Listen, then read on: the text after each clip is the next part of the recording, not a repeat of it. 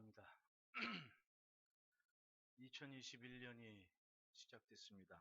여러분, 금년 한 해 하나님께서 준비하신 여러분들을 위한 복이 매일 일상의 열매가 되기를 축복합니다.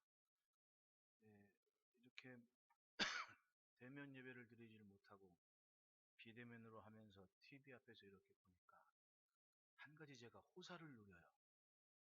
왜냐하면 주말마다 아내가 저를 위해 마사지 팩을 덮어줍니다. 한편으로는 또 마음이 안 좋아요. 왜 우리나라 마스크팩은 그렇게 작은 거예요? 항상 이만큼이 안 덮여요. 좀 크게 좀 만들면 얼마나 좋을까? 또 이렇게 영상으로만 보시는 권사님들이 얼굴이 꺼시라면 걱정하신다고 그래가지고 이렇게 주말마다 덮거든요. 이쁘죠? 광채가 좀 난다고 해주면 여러분 힘겨운 때도 웃음 잃지 마시고 기쁘고 좋은 일 항상 생각하시기를 바랍니다. 2021년이 시작됐습니다. 2020년을 결선하며 느낀 것은 환경이 어떠하든지 묵묵히 자리를 지키며 충성한 인생은 하나님께서 무엇인가 담아주실 그릇을 가진 삶이라는 겁니다. 무엇인가 담아주고 싶은 그릇이 있는 삶. 힘겨운 일상에서도 하나님을 붙잡고 버텨온 시간은 하나님께서 갚아주실 것이 있는 인생인 것을 성경은 말씀합니다. 특히 세대의 시련을 믿음으로 견딘 인생들에게는 더욱 그렇습니다. 요엘서 2장 25절 말씀에 내가 전에 너희에게 보낸 큰 군대 곧 메뚜기와 느치와 항충과 팥중이가 먹은 횟수대로 너희에게 갚아주리니 잘했건 잘못했건 어찌하건 인생의 고난과 시련의 때를 지날 때 하나님은 하나님의 백성의 시련의 때를 그냥 보고 계시지는 않더라는 겁니다. 아, 이렇게 고생을 했구나. 내가 그 횟수대로 갚아주겠다라고 선지자 요엘을 통해 말씀을 하셨던 거죠. 견디기 힘든 고난과 고통의 시대를 믿음으로 견딘 인생을 위한 하나님의 보상은 꼭 있다는 겁니다. 그 시기에 믿음의 선을 가리던 모든 것을 제거하고 또렷이 하나님을 보려고 애쓰고 힘쓰는 믿음의 심령들에게는 말씀하시는 겁니다. 요엘서 3장 21절에 내가 전에는 그들의 피 흘림 당한 것을 갚아주지 아니하였거니와 즉 하나님께서 가만히 계실 때가 있는데 이제는 갚아주리니 이는 여호와께서 시온에 거하심이니라. 분명히 하나님을 하나님 되게 하고 하나님을 중심으로 믿는 믿음이 견고할 때는 하나님께서 갚아주신다는 것. 가만히 계실 때가 있었던가 하면 직접 하나님께서 네, 갚아줄게 하실 때가 있더라는 거죠. 시온에 거하시는 주님, 하나님의 보좌가 분명하도록 산 인생은 하나님께서 갚아주실 것이 있는 인생이라는 겁니다. 여러분, 인생의 진정한 주인을 모시고 삽시다. 참 주인이 하나님이신 것을 선포하는 삶이 되시기를 축복합니다. 세상 마지막 날도 마찬가지입니다. 여러분 언제일지 모르지만 분명히 어제보다는 오늘이 가까운 것이 마지막 날인 거예요. 1세기 교회들은 견디기 힘든 고난의 때에도 믿음을 지키며 견뎠습니다. 그리고 그 시대에 그들과 함께한 사도 요한께서는 믿음으로 기대하는 것이 있게 하셨어요. 늘 말씀드리지만 여러분 계시록은 하나님을 기대하게 하는 메시지예요. 하나님을 소망하게 하는 메시지라는 겁니다. 오늘의 고난과 박해를 넘어서 하나님을 분명히 보게 하는 것이 사도 요한의 메시지였던 거예요. 뭐 이단들이 엉뚱하게 해석해서 뭐 언제가 마지막이니까 뭐 이렇게 겁주는 이런 말씀이 아니고 오늘 이렇게 절박한데 그럼에도 불구하고 주님은 오실 것이고 하늘에 열린 보좌에서 우리를 통치하고 계신다라는, 그러니까 예배를 지키고 믿음을 지키자. 그리고 마지막을 보자. 그 마지막이 뭡니까?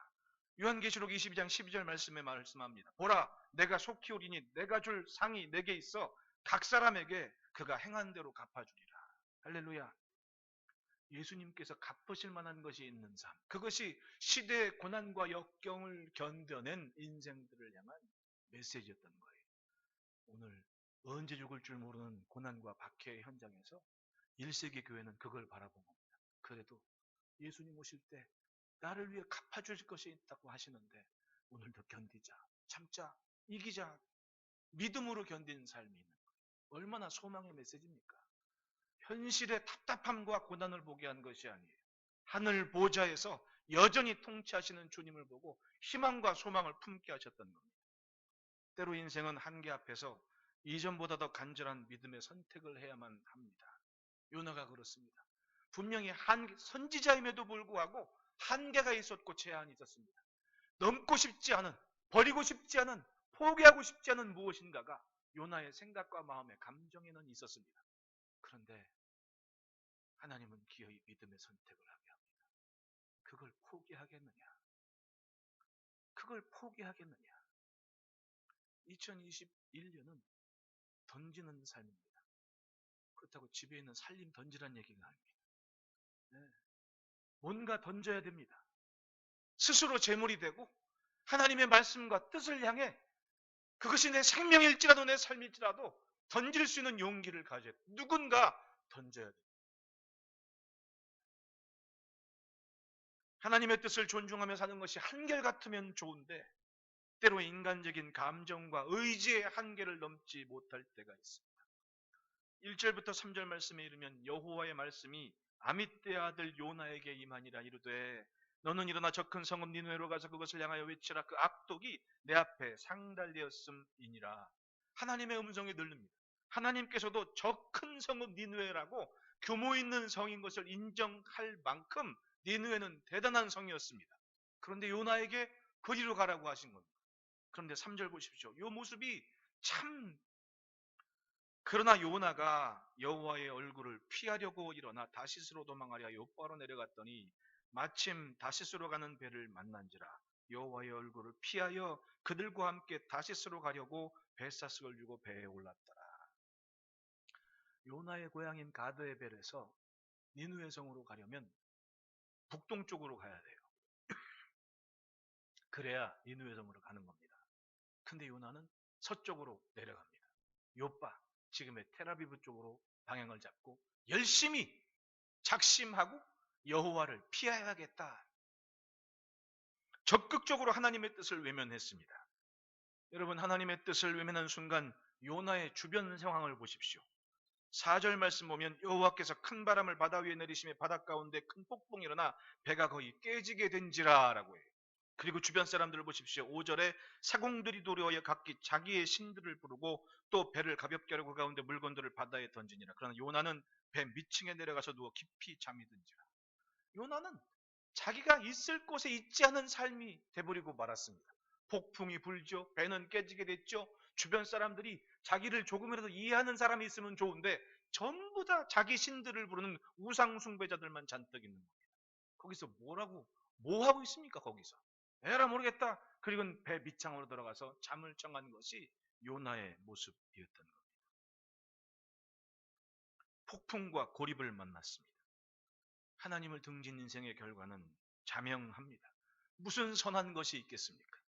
스스로 생각하기에 정말 잘하는 일 같아도 결국 자기 의에 지나지 않았습니다. 예, 내가 스스로 이게 옳은 거야 라고 고집을 하지만 하나님의 뜻과는 전혀 거리가 있는 그런 삶의 현장이었습니다.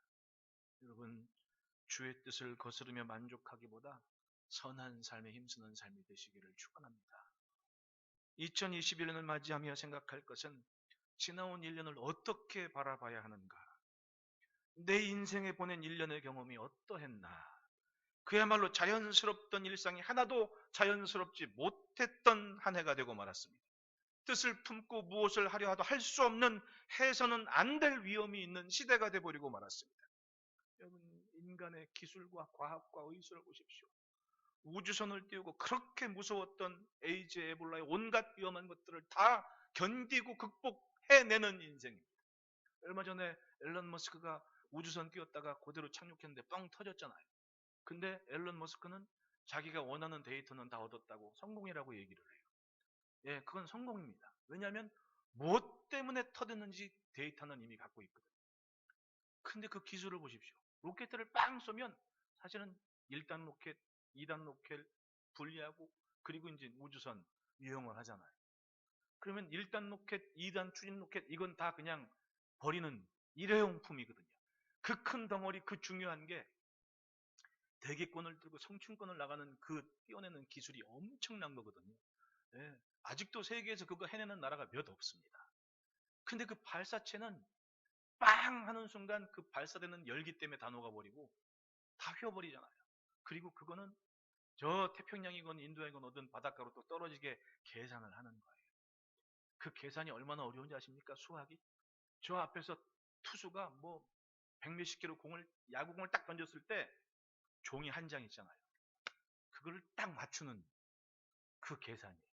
근데 그걸 해낸 거예요, 인간이. 네?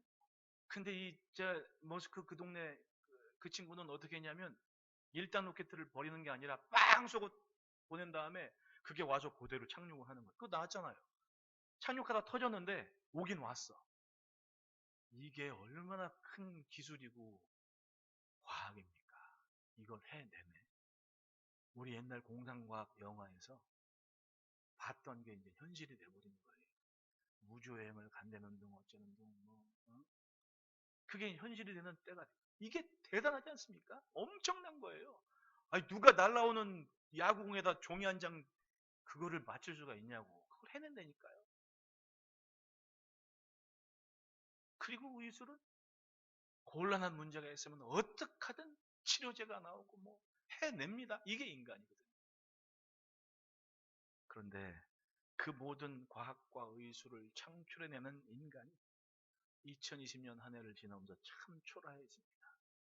아무리 부인하고 떵떵거리고 한다고 하더라도 미국의 지난 11월 달 추수감사를 지나면서 뉴스 보니까 어떤 40살 먹은 아들이 뭐 가족 파티한다고 모여가지고 30몇 명 모여가지고 파티했는데 아이고 파티한 다음에 25명이 코로나 확진자가 돼가지고 엄마 아빠는 따로 입원해버리고 돌아가시고 뭐 난리가 나가 자기도 죽을 지경 돼가지고는 절대로 어리석은 짓 하지 말라고 막 뉴스에 나오고 막 그랬잖아요.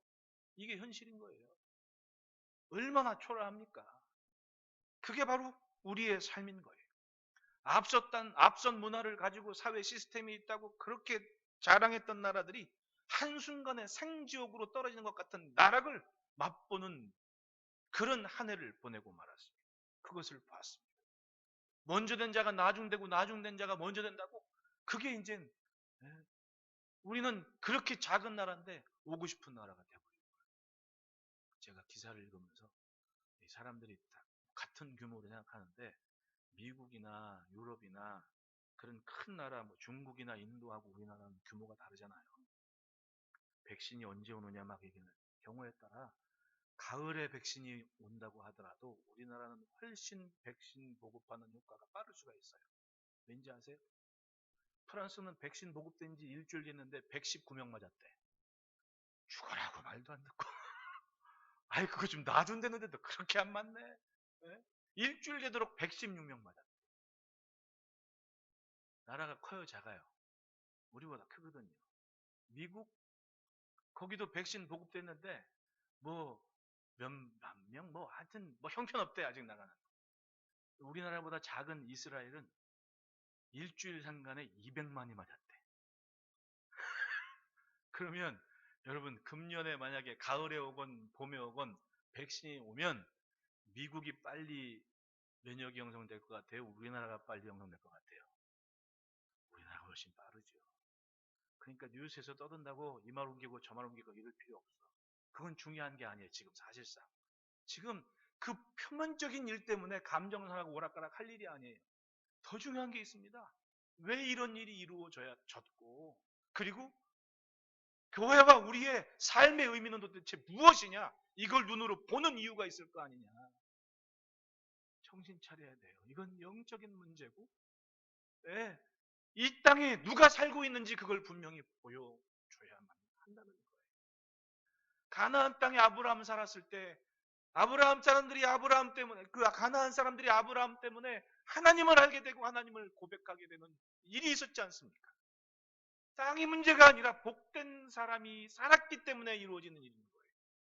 그렇다면 지금 이 시기에 교회는 그리고 우리는 삶을 선택해야 됩니다. 이전보다 더 귀한 믿음의 선택이 있어야 됩니다. 무엇 때문에 멈췄었는지, 무엇 때문에 주춤했는지. 옛날에는 교회 그러면 애국하는 사람들이 있었습니다. 독립운동 하려면 교회를 다 거쳐갔습니다. 왜? 그러니까 교회 그러면 말없이 묵묵히 인정해주고 존중하는 시대가 있었습니다. 그런데 어느 시대인가 교회는 그런 가치를 상실해 버립니다. 이제는 교회를 대적하는 적그리스도가 더 많아지는 시대가 됐습니다. 무엇 때문에 그렇게 만들었습니까? 어느 순간 세상과 담 쌓고 나는 너희와 다르다고, 나는 거룩한 옷을 입고 너희는 천한 옷을 입었다고 담을 쌓기 시작했습니다. 나는 이렇게 거룩한데 너희는 더럽다고 손가락질만 했습니다. 누구 하나 품어주지를 못했습니다. 마치 바리새인처럼 하나님 이렇습니다라고 부르짖고 기도할 줄 알았는데 성전에 있는 세리가 위로함 받을 기회가 되지를 못했어요. 어느 순간. 그리고 점점 교회는 세상으로부터 손가락질 받기 시작했습니다. 무엇 때문에? 부인할 수 없는 사실이 여기저기 터지고 왔어요. 오늘 아까 어떤 집사님이 아침에 무슨 교회에서 뭐 애를 던져가지고 죽었다는 둥, 그 뭐 던진 애가 뭐 목사님 딸이라는지 하여튼 뭐 듣기도 끔찍한 얘기 하는데, 그러니 세상 사람들 눈으로 볼 때는 교회의 가치가 그 정도로 떨어진 거 아니에요. 세상 욕할 일이 아닙니다. 언젠가부터 뭔가 잘못 살았습니다. 우리는 어떻게 살아야 합니까? 혼돈과 고립의 시대에 찾아야 될 게 뭐겠습니까? 던지는 삶이었어요. 던져져야 됩니다. 내 아집과 고집과 교만과 내 의를 확실하게 던져버리고 하나님의 말씀을 쫓아가고 순전히 하나님을 높일 수 있는 교회와 내가 되지 않으면 세상은 절대로 잔잔해지지를 않습니다. 그래서 던지는 삶이 있어야 된다는 거예요. 따라합시다. 주의 뜻이 목적이 되어 살자. 요나는 주전 8세기경의 선지자였습니다. 당시 이스라엘 왕은 여로보암 2세였습니다.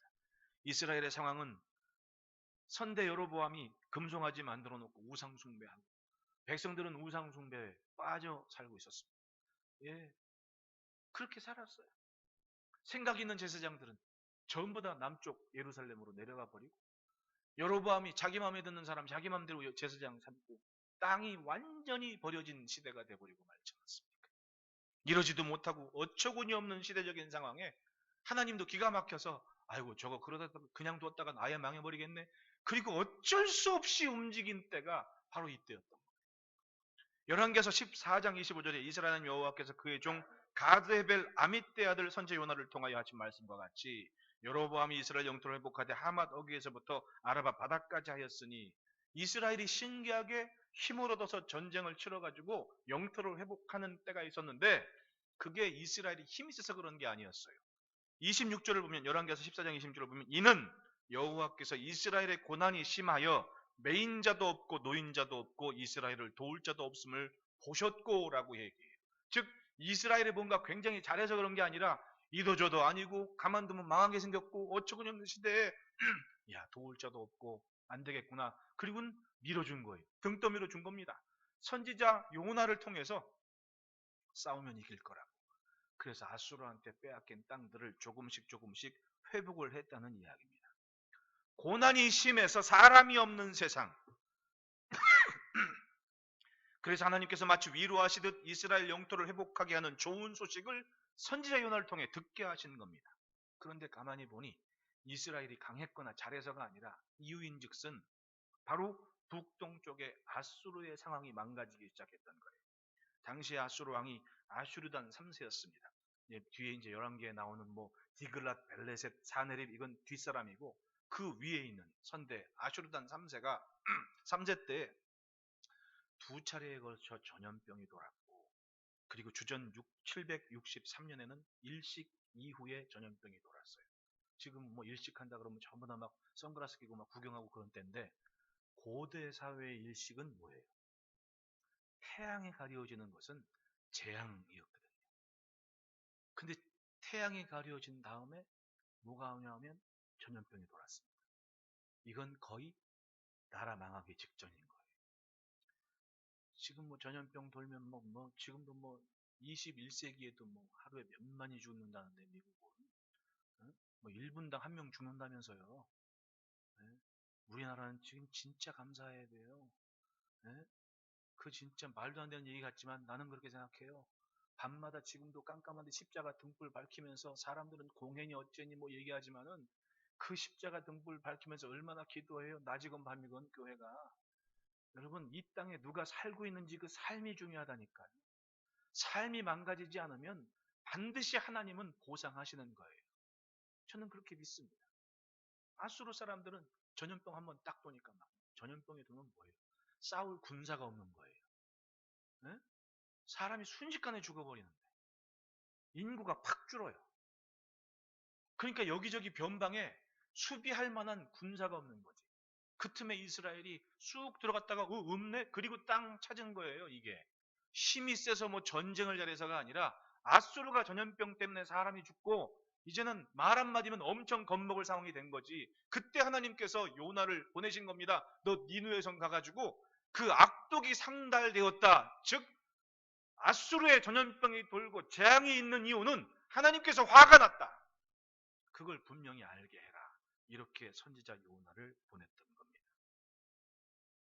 그런데 요나는 어떻게 반응했습니까? 3절 말씀처럼 그러나 요나가 여호와의 얼굴을 피하려고 일어나 다시스로 도망하려 하여 욥바로 내려갔더니 요나는 피했습니다.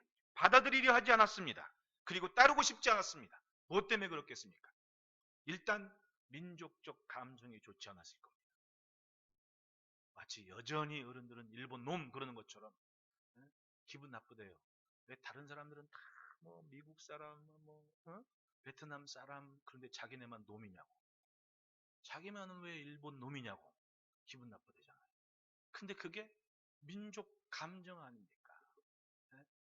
우리 몇 년 전에 애들하고 같이 우리 역사 유적지 답사 간다고 남경 갔잖아요. 근데 남경 대학살 그걸 애들이 봤는데 무섭다고. 어쩜 그렇게 잔인했냐. 네? 그 여인들 그 알몸된 시체를 폭격 맞은 건물 3층 막 그런데 막 던져가지고 가족들이 와서 막 리어커에다가 그 주검들을 다. 그러니까 남경에서는 주유소에 써 있대. 일본 놈 오지 말라고. 그 정도로 아주 그냥 감정적으로 여태 이런 거 아니에요. 그만큼 잔인했다니까. 이게 민족 감정 아니에요. 그런데 요나도 아수르에 대해서 그런 선지자인데 허구한 날 북쪽에서 내려와가지고 여기 침탈하고 저기 침탈하고 추수 때마다 곡식 뺏어가고 그걸 가만히 보겠냐고. 게다가 아슈르라는 전쟁의 신을 섬기는 잔인한 사람들. 세계사에 우리 어릴 적에 주말의 명화에 인디안 나오면 막 머리 껍질 벗기고 뭐 이런 나오잖아요. 세계사에 사람 피부 껍질 벗겨서 잔인하게 죽인 그 시조가 아수르 사람들이에요. 전쟁 왜? 잔인한 모습을 보여줘야 딴 생각을 안 하거든. 그러니 얼마나 악독했다는 얘기. 오죽했으면 하나님께서 악독이 되게 상달됐다라는 얘기를 굳이 선지자 요나한테 그냥 돼도 그냥 망하게 하시지. 뭐 때문에 듣게 하시냐? 아마도 요나는 그런 생각이었겠죠. 가고 싶지 않았습니다. 따르고 싶지 않았습니다.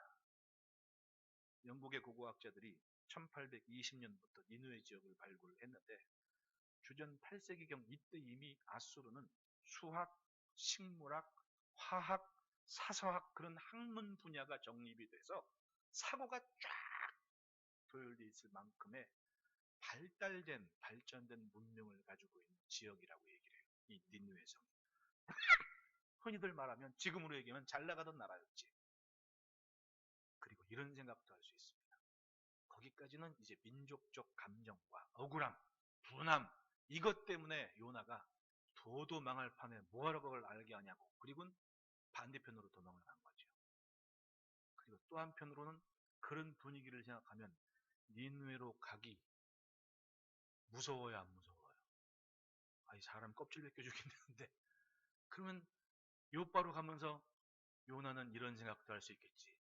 하나님, 똥이 무서워서 피합니까? 더러워서 피하지. 그리고는 갈 수도 있었던 얘기예요, 이게. 당연히 겁나거든. 그러니까 아예 하나님 싫습니다. 피하려고 왜? 여기 예루살렘에 있다가 아니 유대 땅에 있다가는 자꾸만 또 하나님 어디 보내시려고 할 테니까 아예 그냥 착심하고 먼 데로 가자. 이게 피하려는 요나의 입장이었을 거예요. 요나가 가드에벨에서 아수르로 가게 될 경우에 약 750km를 가야 돼요. 뭐 대충 여기 서울에서 부산 가는 것보다 좀 더 가는 2배 정도 얼추 그 정도의 거리에 가까운 길이 아닙니다. 가기 쉬운 길이 아니었다는 얘기죠. 여행을 하죠. 또 무서운 사람들 기다리죠. 그러니까 뒤에 가면 사흘길인데 하루만 갔다 그러잖아요. 무서웠던지 아니면 약 올랐던지. 어쨌든 요나는 그렇게 지나갑니다. 그런데 더 중요한 것은 요나가 여호와를 피하여 다시스로 가고자 하는 그 길을 한번 보십시오. 그 거리는 3,500km예요. 네, 3,500km를 가야 되는 거예요. 지중해를 건너서 지금의 저 스페인 끝자락에 있는 거기까지 가야 된다. 이 당시에 이 지중해 해상 무역권을 누가 가지고 있다고 해요? 두로. 페니키아인들이 이 지중해의 물길과 바람길을 알고 있어서 이미 상당 무역을 하고 있었던 때였어요.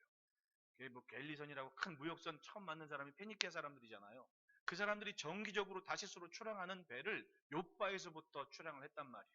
그리고 가져온 물류들을 그쪽에서 금속 재련하는 물건들을 이쪽으로 가져오고, 그래서 아합 왕의 병거나 이런 것들이 철기나 이런 병거들을 무장할 수 있었던 배경들이 다 그런 연유에서 나온 일들이에요. 그런데 중요한 것은 요나가 어떡합니까? 그냥 간 게 아닙니다. 이 3,500km를 가기 위해서 뱃삭을 지불하고 그 배에 탔다는 거예요. 얼마나 싫었으면, 감당하기 싫었으면 그 길을 택했느냐. 이건 적극적으로 작심하고 피했다는 겁니다. 여러분, 말씀에 순종하고 사는 것이 그렇습니다. 무엇이 가로막습니까? 때로는 내 감정이 하나님의 말씀에 순종하는 것을 가로막아요. 때로는 내 욕심이 하나님의 말씀을 따라야 하는 시간, 그것을 등 돌리게 만들어요. 그래 왔습니다. 혹은 두려움이 하나님의 말씀에 순종하는 것을 가로막아요. 결국은 납니다. 내가 그렇게 잘 믿어왔고 의로 충만한 내가 지금 이상하게 니느웨라니요, 자기의가 충만해서 거절할 수 있고 피하는 것이 당연하게 생각했습니다. 왜? 선지자였거든요.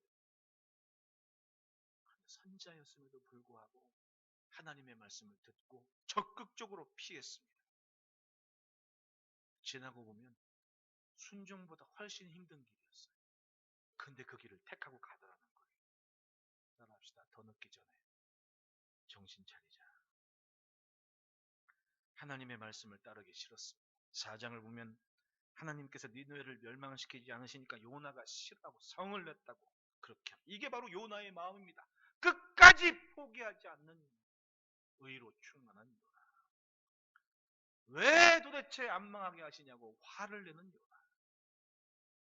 하나님 앞에 살면서 하나님을 믿고 하나님의 말씀을 전하는 선지자라고 하면서도 결국에는 자기의 의와 감정을 우선하는 이 마음이 폭풍과 풍랑을 만난 이유였다는 겁니다.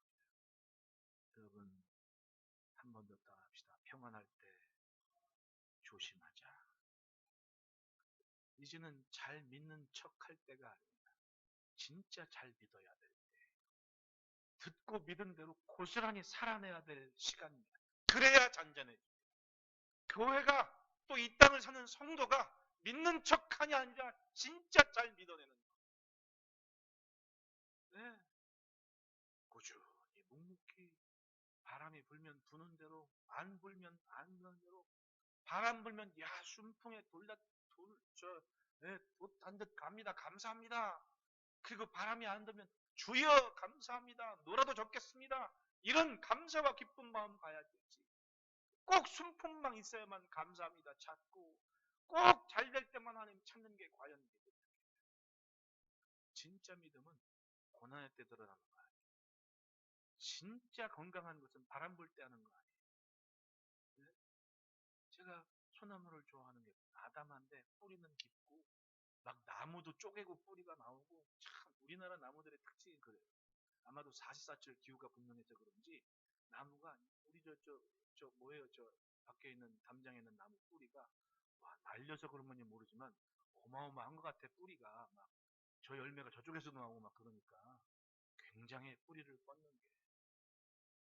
근데 미국 가면 제가 처음 갔을 때 나무가 막 가로수인데 막 5m, 6m, 야, 참 사람도 잘 먹는데 나무도 잘 먹는가 보다 그랬거든요. 웬걸요? 네? 한 2, 3일 있다 비 한 번 하고 바람 부니까 가로수가 뽑혀가지고 여기저기 누워 있는 거야. 그 큰 거 별거 아니더라고. 여기 좋은데 뿌리가 없어, 뿌리가. 신앙도 마찬가지예요. 좋을 때 좋은 건 누가 못합니까? 정말 힘겨울 때 요동하지 않고 묵묵히 찬송하고 기도하고 있는 그게 진짜 비결이지. 지금은 그걸 찾을 때. 나 좋아서 좋은 거 따라하는 건 누구나 다 하는 겁니다. 요나도 거기까지는 한 거예요. 근데 깨달았습니다. 내가 좋은 게 아니라 하나님이 좋아하시는 걸 따라가는 게 선지자구나. 그걸 벌레를 통해 깨닫게 되지 않습니까? 그러니 잘 믿는 척하지 말고 우리 한번 제대로 잘 믿어봅시다. 크게 던지는 삶이에요. 주의 뜻이 목적이 되어 사는 것. 둘째로 따라합시다. 생명을 위한 제물이 되어 살자. 4절에 여호와께서 큰 바람을 바다 위에 내리시며 바다 가운데 큰 폭풍이 일어나 배가 거의 깨지게 된지라. 사공들이 두려워 각각 자기의 신들을 부르고 또 배를 가볍게 하려고 그 가운데 물건들을 바다에 던지니라. 그러나 요나는 배 밑층에 내려가서 누워 깊이 잠이 든지라. 난리가 났습니다. 세상 사람들은 그 난리의 이유가 뭔지 모릅니다.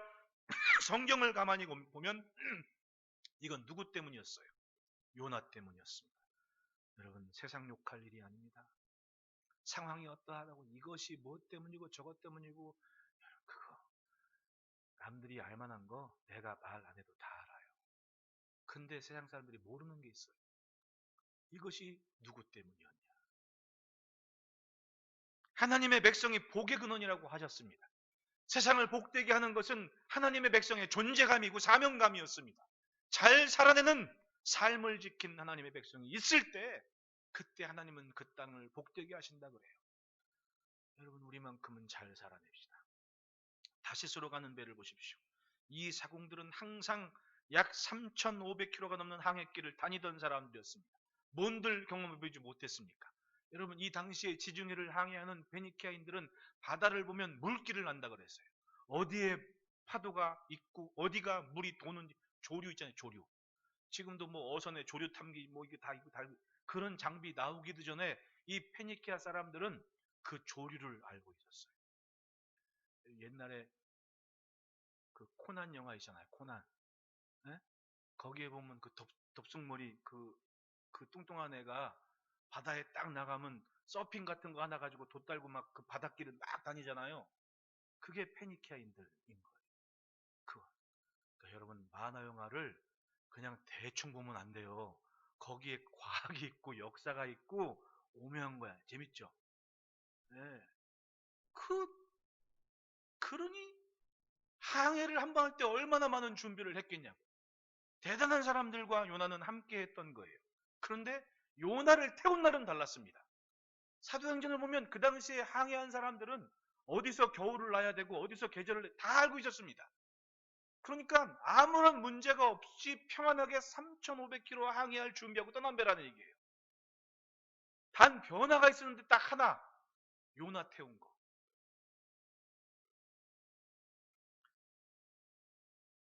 늘 있던 배편이었고 늘 다니던 배길이었습니다. 무슨 걱정을 했겠습니까? 그런데 갑자기 폭풍이 일었습니다. 성경은 말씀합니다. 여호와께서 큰 바람을 일으키셨다고. 여호와께서 내리신 큰 바람 때문에 벌어진 폭풍이었습니다. 사람의 힘으로 어찌할 수 없는 것이 세상입니다. 항상 편했다고 늘 편한 것은 아닙니다. 평안은 오직 주님이 주시는 은혜인 거예요. 난데없이 일어난 그 폭풍, 2020년이 그랬습니다. 늘 만나는 날들이 있을 줄 알았습니다. 그런데 아니었습니다. 사람과 사람이 함께 할 수 없는 사이가 돼버렸습니다. 죽음의 시간에도 가족이 알 수 없는 상황이 일상이 돼버리고 말았습니다. 우리나라만 그래, 온 세계가 이것이 하나님의 백성의 안일함 때문이었다고 당당하게 말하지 않을 수 있겠습니까? 우리는 어떻게 살아왔는가를 고민해야 됩니다. 따라합시다. 재앙 앞에서는 삶을 살펴야 된다. 그렇습니다. 누군가는 신중하게 삶을 살펴야 돼요.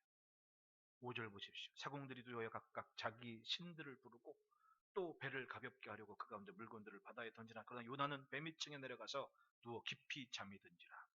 사공들은 자기 신들을 불렀습니다. 당연하죠. 사람의 힘으로 어찌할 수 없는 일들 앞에서 자기 신들을 부르죠. 이게 당연한 거예요. 그런데 요나는 배 밑창에 들어가 잠들었다고 얘기합니다. 얼마나 믿음이 좋았는지 모르지만 하여튼 배 밑에 들어가서 잠을 자고 있었습니다. 왜?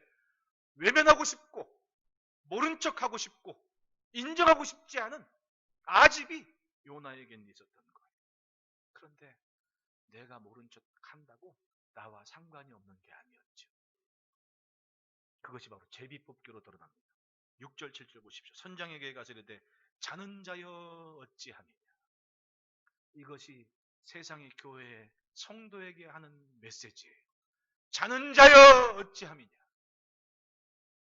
내 하나님께 구하라. 혹시 하나님 우리를 생각해서 망하지 아니하게 하시라 하니라. 그들이 서로 이르되 자 우리가 제비를 뽑아 이 재앙이 누구로 말미암아 우리에게 하는지 알아보자 하고 제비를 뽑으니 제비가 요나에게 뽑힌지라. 자는 자여 어찌함이냐. 과연 이제껏 지내온 믿음이 무엇인지 보는 시간을 2020년에 보았습니다. 혼자 있을 때 어떻게 사는지, 고립됐을 때 내가 무엇을 하는지, 과연 내 입술에 여전히 찬송과 기도가 있는지 아니면 탄식과 불평과 원망이 있는지 2020년도에 봤습니다. 바로 내 모습. 몸은 다른 곳에 있어도 항상 성전과 사명이 가 있는 분들, 그런 분들이 참 많아요. 답답해서 운동하고 돌아도 결국은 예배당 밟고 돌아가는 거예요. 네? 답답해서 운동하다 나왔어요. 그리고 올 때가 교회밖에 없는 거야. 왜? 마음에 교회가 가 있거든. 그게 우리 성도들 모습이었어요. 예수님의 사랑도 확신하지 못하고 함께 하신 하나님을 의지하지 못하는 무늬만 신앙이었던 사람들도 있습니다. 우리가 왜 크리스찬이에요? 예수님 닮아서 크리스찬인데 예수님 모습은 오간되었습니다. 이래서 원망하고 저래서 불평하고 어린 애들도 요란한 글씨체로 편지를 써요. 감상문 봉투에 목사님 기도 제목 해가 코로나가 빨리 사라지게 해주세요. 하나님 코로나가 미워요. 감상문 봉투에 그러고 헌금을 하는 거예요. 애들이. 갈급함이 오히려 깊은 믿음이 되는 그런 시대가 되고 있지 않습니까? 그러니까 뉴스 보고 이 말 저 말 하는 거는 안 해도 돼요. 내가 안 떠들어도 이미 다 알아. 네? 제가 아침에 교회에 나오면 신문을 5권을 봐요. 신문 5가지를 보는데 다 그 말이 그 말이야. 근데 더 짜증나는 것은 그 말을 여기저기 또 옮겨 다니는 사람들이 있어. 그 말 들으면 안 해도 다 아는데 그걸 굳이 얘기할 건 또 뭐냐. 그건 세상 사람들이 다 해. 그러면 나는 뭐 해야 되냐. 뿌리를 내리고 기도를 하는 것, 그것 말고 우리가 할 수 있는 게 뭐가 있습니까? 그걸 원하시는 거 아니겠어요, 솔직히? 네? 내 힘으로 뭘 하겠습니까, 여기서? 폭풍과 함께 요나는 비로소 자기의 정체성을 확인해요. 8절 9절 보십시오. 무리가 그에게 청하건대 왜 제비를 뽑았으니까 그 사람이 뽑혔거든. 요나가. 야 이거 뭐 때문에 그런 거야? 이 재앙이 누구 때문에 우리에게 임했는가 말하라. 내 생업이 무엇이며 내가 어디서 왔으며 내 나라가 어디며 어느 민족에게 속하냐. 이 질문 보십시오. 내 생업이 무엇이며 즉 너 뭐하는 사람이냐? 너 어디서 왔느냐? 네 나라가 뭐고 내 민족이 뭐냐?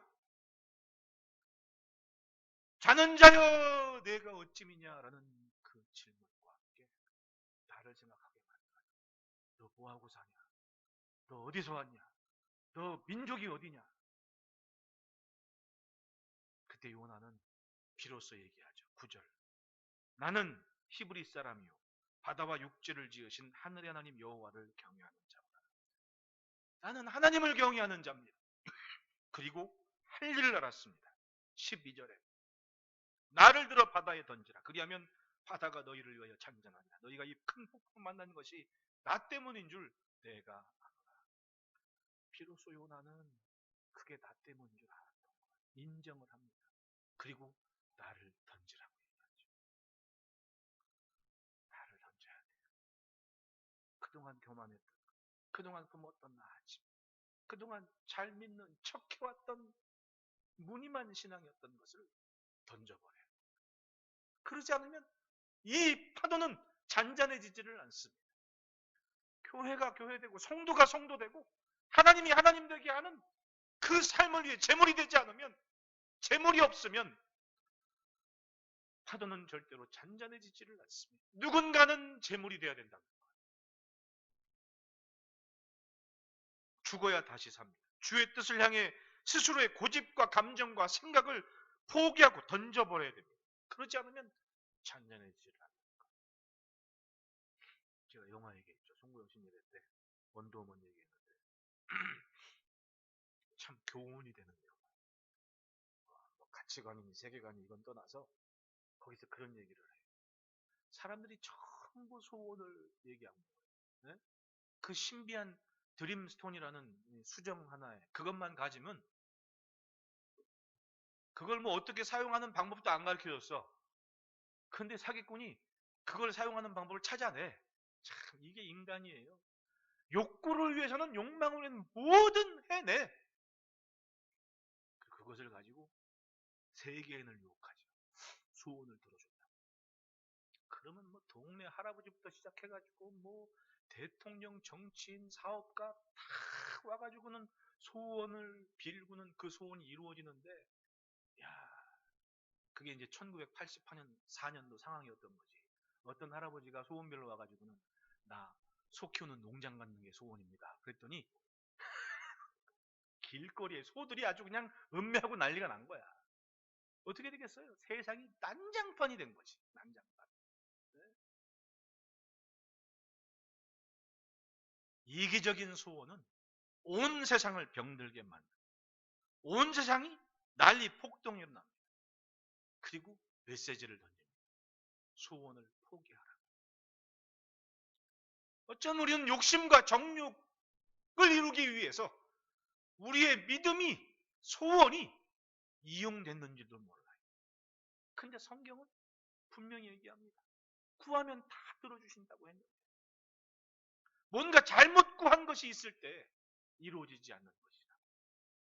이것이 우리 세상에 사는 세상의 모습 아니겠습니까? 욕심과 욕구를 위해 뭐든 이루고 사는 소원을 가지고 그것이 하나님의 뜻인 양 착각하고 살아온 때가 없었는지 우리는 생각을 해봐야 돼요. 번제단에 드려지는 제물을 보십시오. 말없이 묵묵히 제단을 향해 삶을 던지신 예수님을 보십시오. 왜 크리스찬입니까? 하나님의 뜻이 목적이 되어 자기의 생명까지 던지는 그런 삶이 있을 때 세상을 살리는 역사가 있지 않았습니까? 우리 주의 뜻을 향해 죽고 주의 뜻을 위해 희생 제물이 되는 삶을 삽시다. 그렇게 던지지 않으면 절대로 잔잔해지지를 않습니다. 우리 함께하는 선교사님들이 여전히 아프리카에서 또 미얀마에서 필리핀에서 어쨌든 버티고 있습니다. 미국에서도 목적을 가지고 힘겨운 상황에서 미국에 계신 분들 막 들어오려고 난리인데 버티고 있는 겁니다. 오직 하나님의 뜻을 위해서. 그 같은 분들을 함께 섬기며 사역하는 여러분들을 하나님께서 놓치시겠냐. 작년 한 해 결산 보니까 참 은혜롭게 그렇게 힘겨운 때인데도 어떻게 그렇게 예산 세운 대로 잘 살림을 해왔는지. 내가 권사님들, 장로님들 보면 그걸 알겠어요. 어떻게 하든 헌신을 하고 헌금을 하고 11조를 하려고 그냥 주중에 달려와가지고 헌금 내고 가지고 막 온라인으로 하는 게 익숙하지 않아가지고 그냥 들고 오시는 거야. 그러면 막 가방에서 이만큼 꺼내놓고 아무개 내 거 들고 가시는 거예요. 참 이런 그게 다 결국은 그 열방을 품은 주의 종들과 함께하는 삶의 몸부림이라고. 그 땅에서도 버티는데 우리는 우리의 정체성을 찾아야 됩니다. 제물이 되어 우리에게 생명이 되신 예수님처럼 세상을 살리는 영적인 백신이 있어야죠. 그게 바로 던지는 삶이고 오늘 우리의 삶입니다. 제물이 되기를 두려워하지 말고 주의 뜻을 향한 제물이 되어 삽시다. 그래서 셋째로 따라합시다. 우매한 세상에 답이 되어 살자. 12절 말씀에 요나는 외칩니다. 나를 들어 바다에 던지라. 그리하면 바다가 너희를 위해 잔잔하니라. 너희가 이 큰 폭동을 만난 것이 나 때문인 줄 내가 아노라. 요나는 알고 있었습니다. 너희가 이 큰 폭동을 만난 것이 나 때문인 줄 내가 아노라. 여러분 이 땅에서 교회가 감당한 영향력을 생각해 보십시오.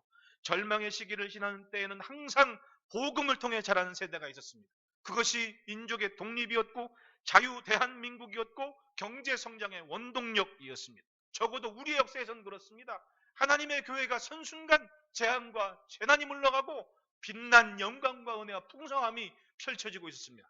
그 면면에는 교회를 통해 배출된 일꾼들이 있었다는 거예요. 사실을 부인한다고 해서 사실이 아닌 게 아니지 않습니까? 그게 사실인 거예요. 아무리 덮고 감추려 해도 그건 사실인 거예요. 제가 얘기했죠. 정동길 한번 걸어보라고. 아마 생각을 하게 될 거라고. 복음에서 자란 세대가 어떤 영향을 끼쳤는지. 그러니 이 땅에서는 교회가 답일 거예요. 하나님은 여전히 지켜보십니다. 교회가 어떤 모습이었는지. 더 이상 세상에 손가락질 받는 짓이 아니라 정말 생명이 되는 모습이 또 부각되고 강조되고 나타나기를 기대하시는 것이죠. 선한 일에 힘쓰는 것을 세상에 모른다고 해도 멈추면 안 돼요. 그래도 예수 믿고 자라는 애들이 소원을 품고 자라는 모습이 얼마나 예쁩니까? 우리 애들을 보더라도. 교회가 답인 겁니다. 적어도 저 밖에 있는 사람들보다 더 현명한 사람들이 이 안에 있습니다. 그러니까 참고 사는 거 아니에요. 애들 키워보신 줄 알지만 형이랑 동생으로 막 싸우면 누가 참아요? 형이 참죠. 왜? 조금 더 아니까. 에? 그 동생 이기면 또 뭐 할 거야? 에? 나를 들어 바다에 던지라. 주의 말씀을 품은 인생의 순종이었습니다. 자신의 생명과 삶을 희생하는 헌신의 자리였습니다. 아는 만큼 살아내는 신앙의 모습이었습니다.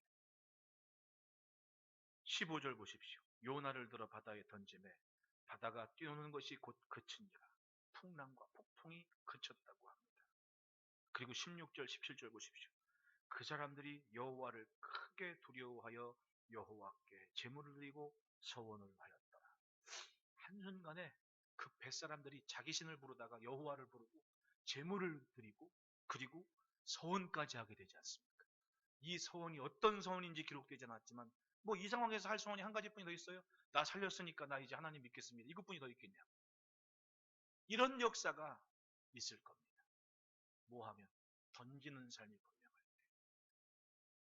그런 존재감과 사명감이 있습니다.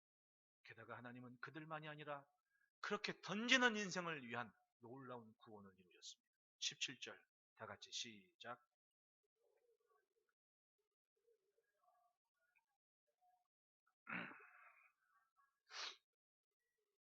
세상이 하나님을 알고 스스로 하나님의 구원을 깨닫게 되는 놀라운 역사를 경험했습니다. 어느 때? 깨닫고 던졌을 때. 그렇게 주의 뜻이 이루어지는 것을 보는 2021년이 되시기를 축복합니다. 주의 뜻이 목적이 되고 스스로 먼저 희생하고 헌신하는 제물이 되고 그리고 세상이 원하는 탑이 되는 그런 은혜로운 모습이 있을 때 2021년은 하나님이 준비하신 복이 매일매일 일상에 열매로 나타날 줄 믿습니다. 기도하겠습니다.